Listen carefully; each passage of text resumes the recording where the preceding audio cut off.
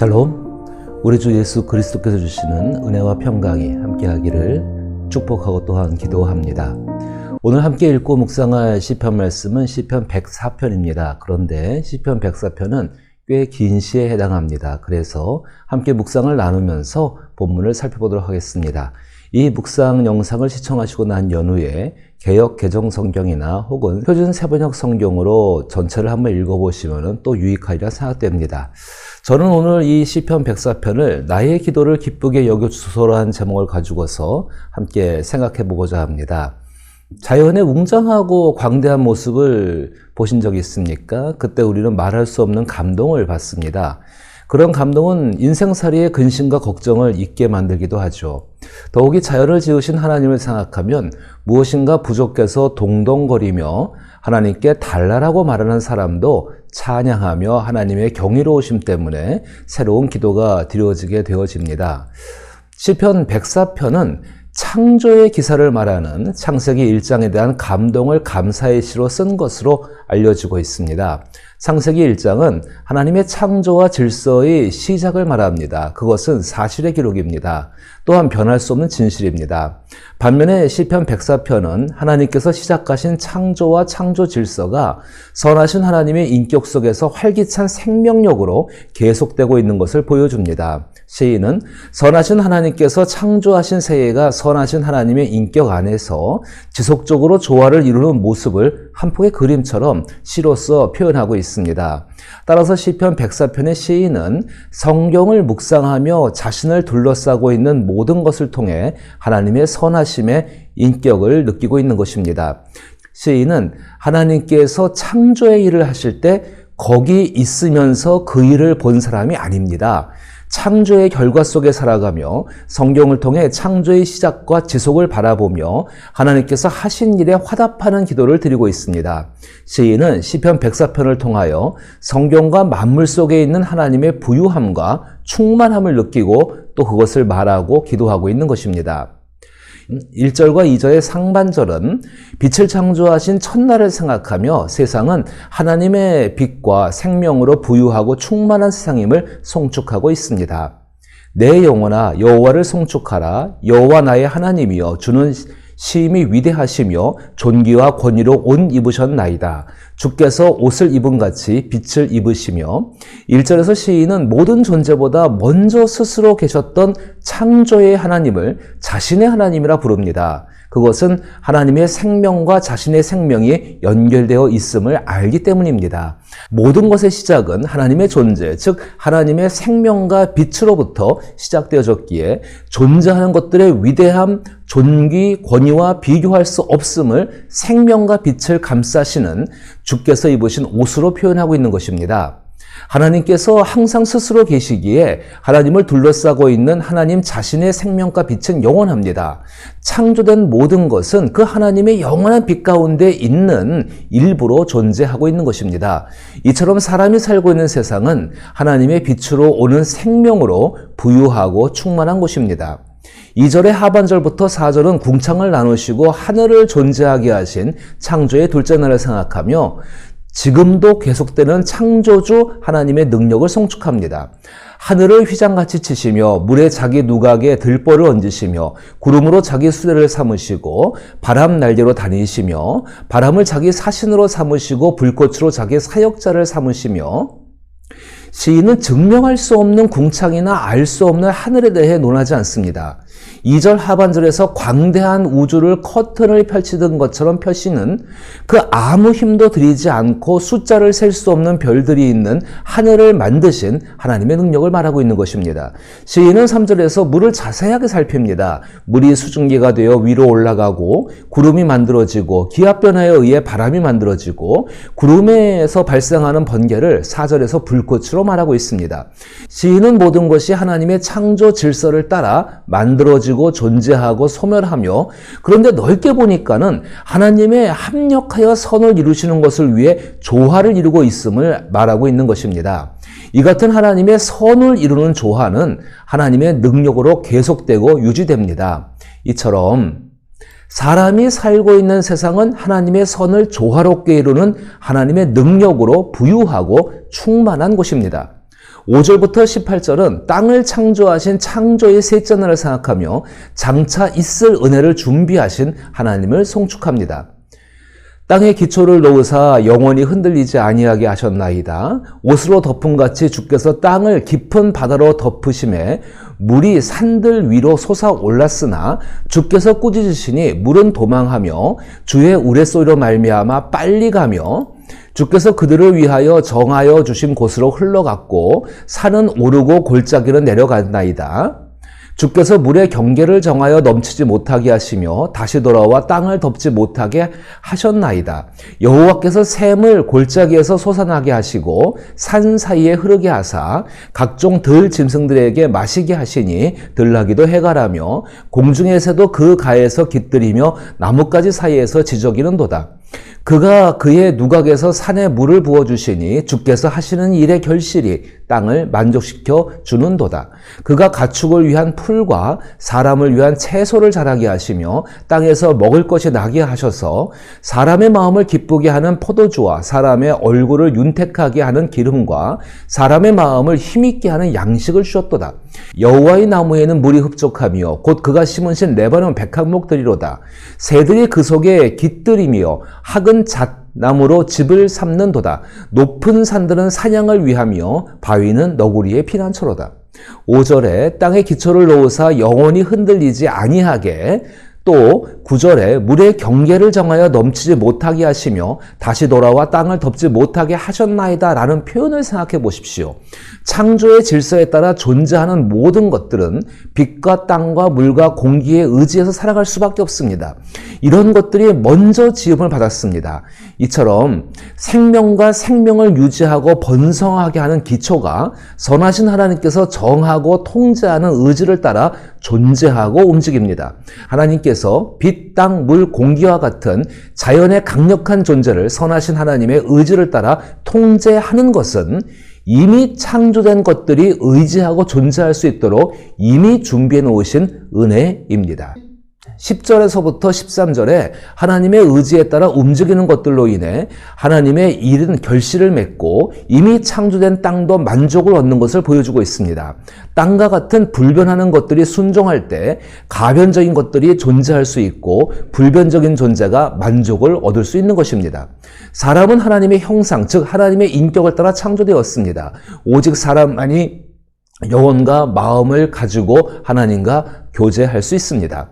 14절 하반절에 땅에서 먹을 것이 나게 하셔서 15절에 사람의 마음을 기쁘게 하는 포도주와 사람의 얼굴을 윤택하게 하는 기름과 사람의 마음을 힘있게 하는 양식을 주셨다라는 표현을 주목해 보십시오.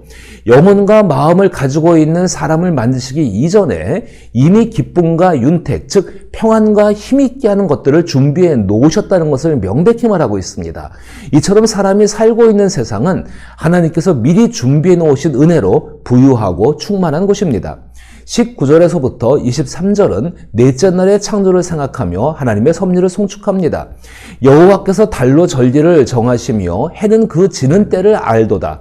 주께서 흑암을 지어 밤이 되게 하시니 살림의 모든 짐승이 기어 나오나이다. 젊은 사자들은 그들의 먹이를 쫓아 부르짖으며 그들의 먹이를 하나님께 구하다가 해가 돋으면 물러가서 그들의 굴 속에 눕고 사람은 나와서 일하며 저녁까지 수고하는도다. 하나님의 섭리는 운명이나 우연한 사건과는 다릅니다. 하나님의 섭리는 하나님께서 영원전부터 자신의 인격을 따라 지혜와 의지로 자신이 하신 일을 정하시고 또한 그 정하신 것을 자신의 능력으로 성실하게 실행하는 것을 말합니다. 해가 뜨고 지는 것, 낮과 밤이 되는 것, 계절의 변화 등이 맹목적이며 기계적으로 반복되는 것이 아니라 하나님의 섭리 속에서 일어나는 일들입니다. 우주의 질서와 인간의 생사 화복은 하나님의 섭리의 손길에 의해 운행되고 있는 것입니다. 하나님의 섭리는 피조물을 대상으로 수행하시는 하나님의 사역 전체를 말한다고 말할 수 있습니다. 즉 모든 피조물을 보존하시며 세상에서 생성하는 모든 일을 주관하시며 만물을 그 정해진 목적대로 인도하시는 하나님의 선하신 인격에 의한 사역입니다. 사람이 살고 있는 세상은 선하신 하나님의 인격에 의한 하나님의 섭리로 부유하고 충만한 것입니다.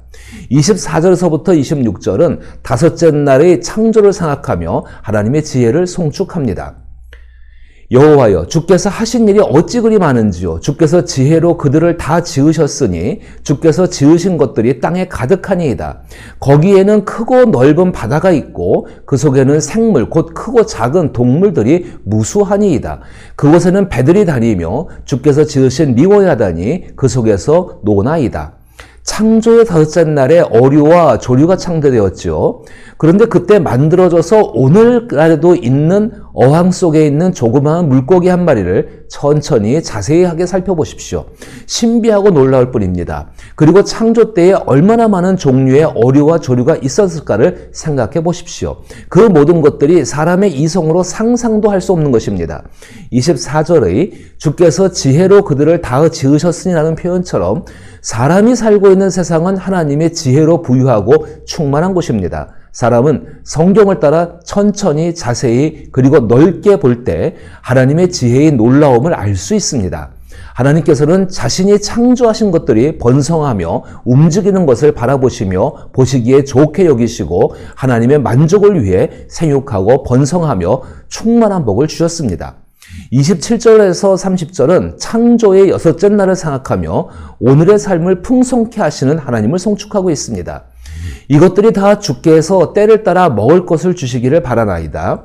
주께서 주신즉 그들이 받으며 주께서 손을 펴신즉 그들이 좋은 것으로 만족하다가 주께서 낯을 숨기신즉 그들이 떨고 주께서 그들의 호흡을 거두신즉 그들은 죽어 먼지로 돌아가나이다. 주의 영을 보내어 그들을 창조하사 지면을 새롭게 하시나이다.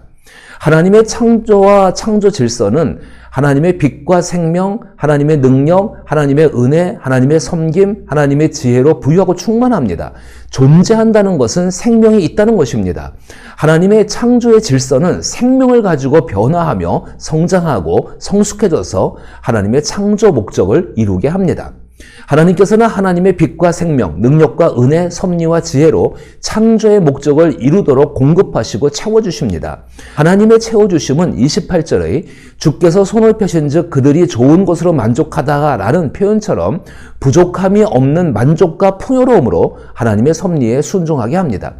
이제 시인은 30절에 주의 영을 보내어 그들을 창조하사 지면을 새롭게 하시나이다라는 표현을 통해 사람을 생각합니다.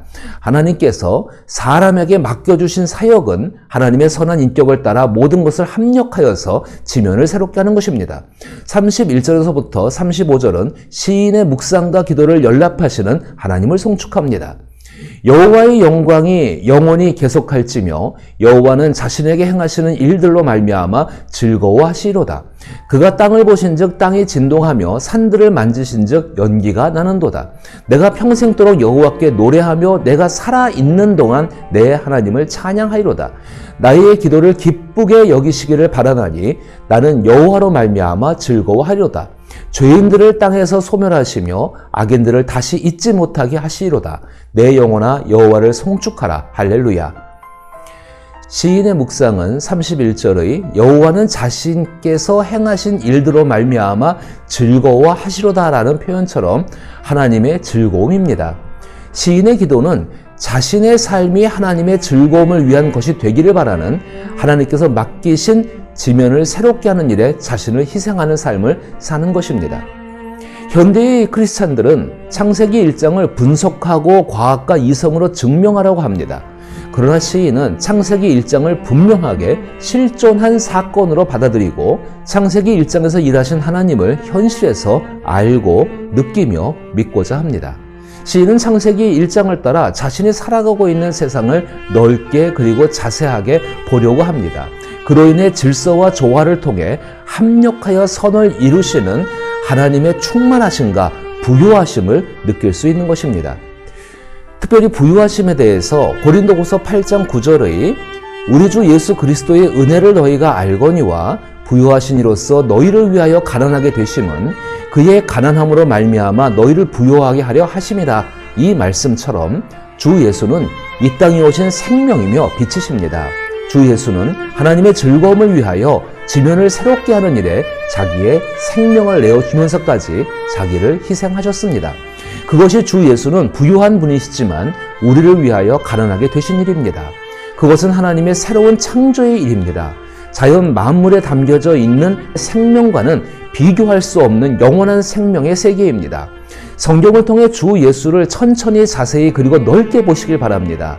그 같은 묵상 속에서 하나님의 창조 세계 속에 있는 하나님의 생명과 빛, 능력과 준비하시는 은혜, 섭리와 지혜와 창조의 선한 목적을 이루시도록 공급하시고 채워주시는 풍성한 세계 속에 살고 있음을 기뻐하며 감사할 수 있습니다.